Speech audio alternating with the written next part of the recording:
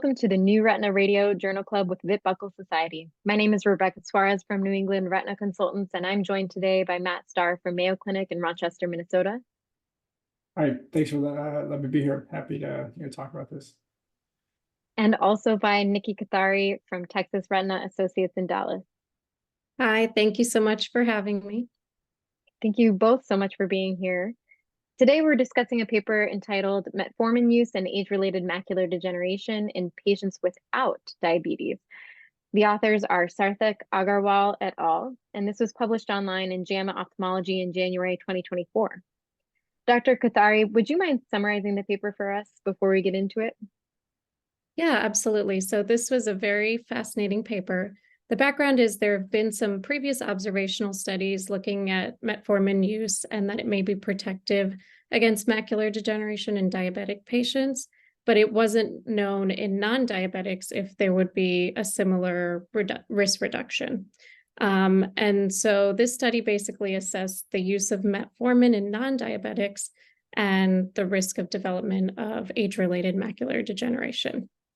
So the reasons metformin was prescribed, some of the reasons they offered was PCOS or polycystic ovarian syndrome, potentially reduced risk of dementia, reduced risk of cardiovascular disease, and I think probably a lot of pre-diabetics.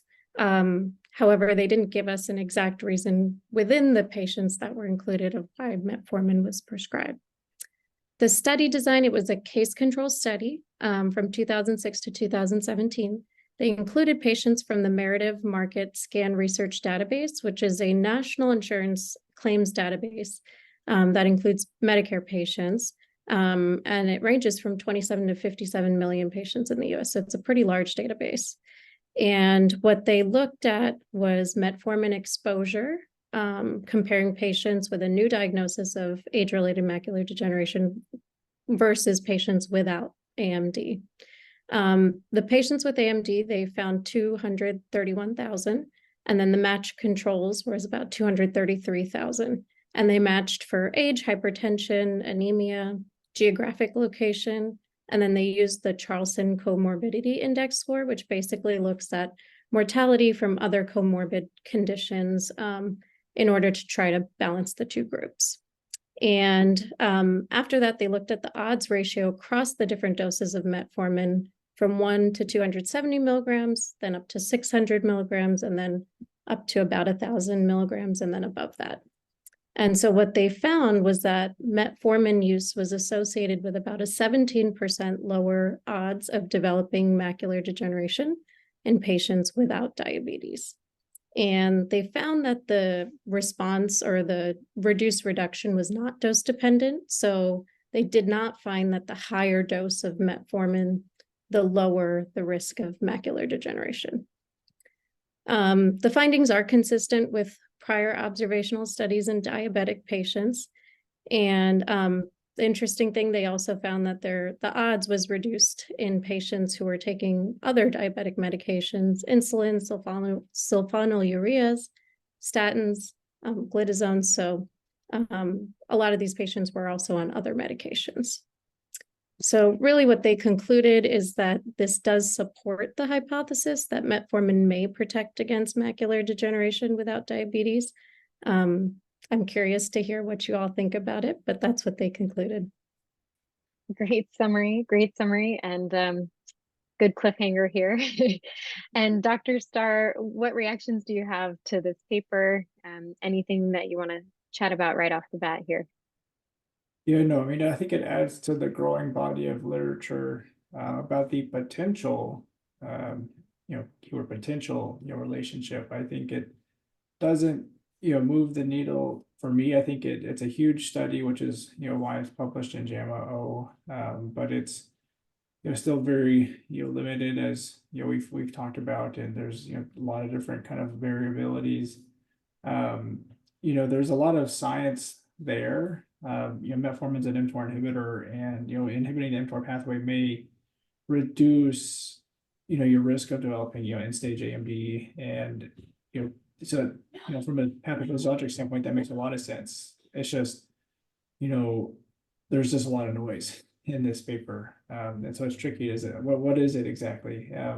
I think until we can have that holy grail prospective study, I'm not going to jump to prescribing my patients with AMD or metformin.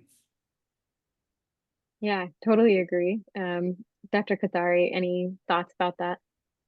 Yeah, I mean, I completely agree. I find it very fascinating. I do think we probably need like you said, a randomized controlled trial to really see if there's a benefit. But I'm not jumping on board and prescribing my non-diabetics metformin for AMD. So we'll take a little break here. On the other side of this, we'll hear more of an in-depth discussion on the benefits of this paper, how it's affecting our clinical practice, and maybe some of the limitations of this article. We'll be right back.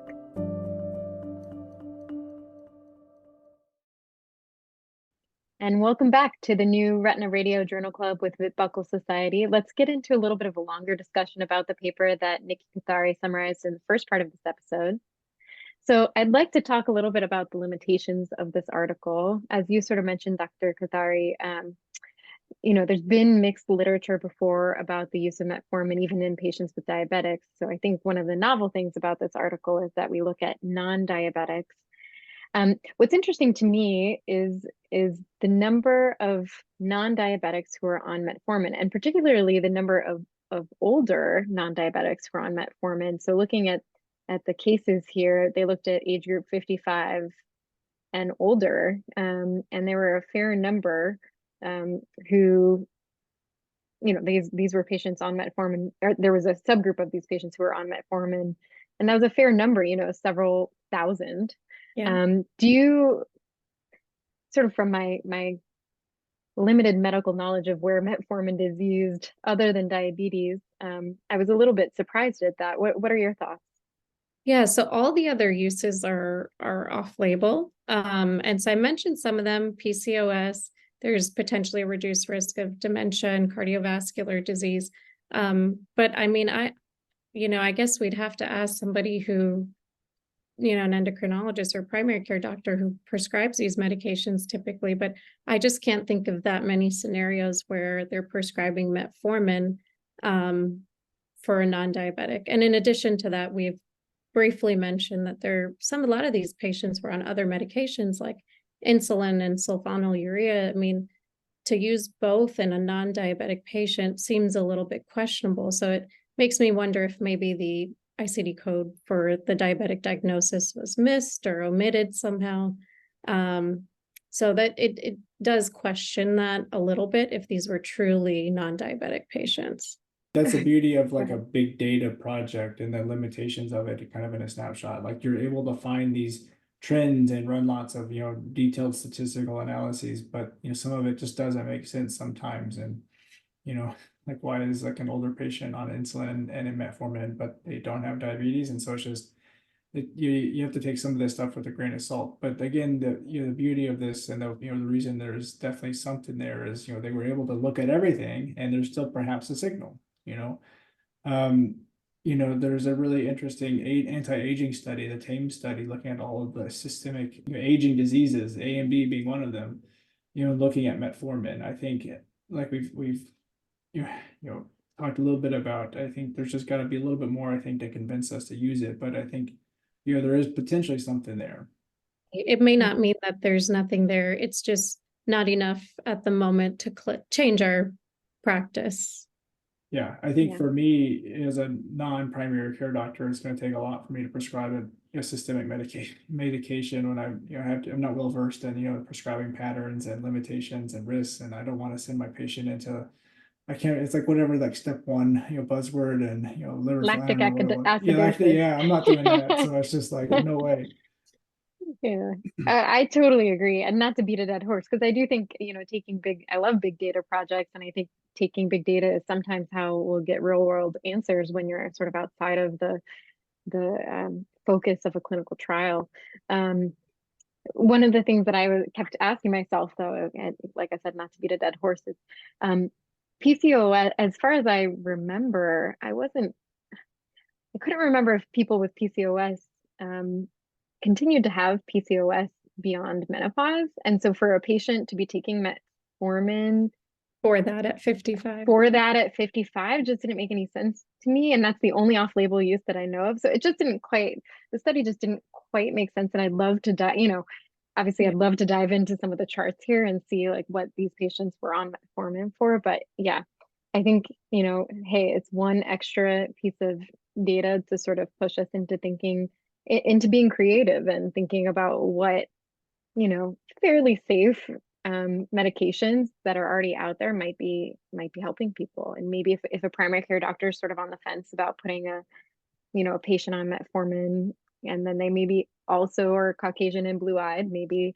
we can assist them in saying, hey, this would be another beneficial reason to do so. Yeah, absolutely. And I think the positive takeaway from this is that even if some of these patients were diabetic, it does kind of support what's already out there, that there may be some benefit. And overall, I mean, metformin is a safe drug. I mean, yes, I don't want to be the one prescribing it and dealing with potential complications, but compared to a lot of the other diabetic medications, a pretty safe drug. And so if there is a potential benefit, I agree, it may push, somebody towards that direction if they need it anyways. One interesting thing is that, I often tell patients about AREDs, and it's interesting to think about this because I usually obviously reserve AREDs for patients with intermediate dry AMD, but we really don't have much other than I usually tell them, oh, leafy, for the very single druze kind of patient, I really don't have much to tell them other than no smoking and leafy greens. But it's interesting to see that we're starting to think about intervention prior to even that. Yeah, that and I stage. think absolutely. I think another thing about this study is it only looked at development of AMD. It did not look at progression of AMD or geographic atrophy. And so I think that's another important point because, in such a development of AMD, I mean, that could mean such a large variety of things. So I would be curious to see if there's any relationship to true progression of geographic atrophy. Yeah, that would be really nice. Point. I mean, that's a hot topic right now. And, if we can do anything, to prevent that kind of stage, given there's not great treatment, we'll take anything and the patients will take anything. They kind of touched a little bit upon, any versus dry AMD, and previous studies have been shown to show it's more of an effect perhaps on dry AMD, which would make a little bit of sense from a pathophysiologic standpoint. As compared to patients with wet AMD, they didn't see a lot of response to metformin. But yeah, I think there's definitely some limitations on in there, and the use of just any AMD development of AMD rather than progression is definitely a limitation.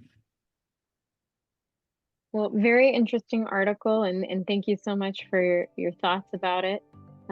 Thank you to the audience for listening to New Retina Radio Journal Club with Fit Buckle Society, and stay tuned for further episodes. We'll see you around.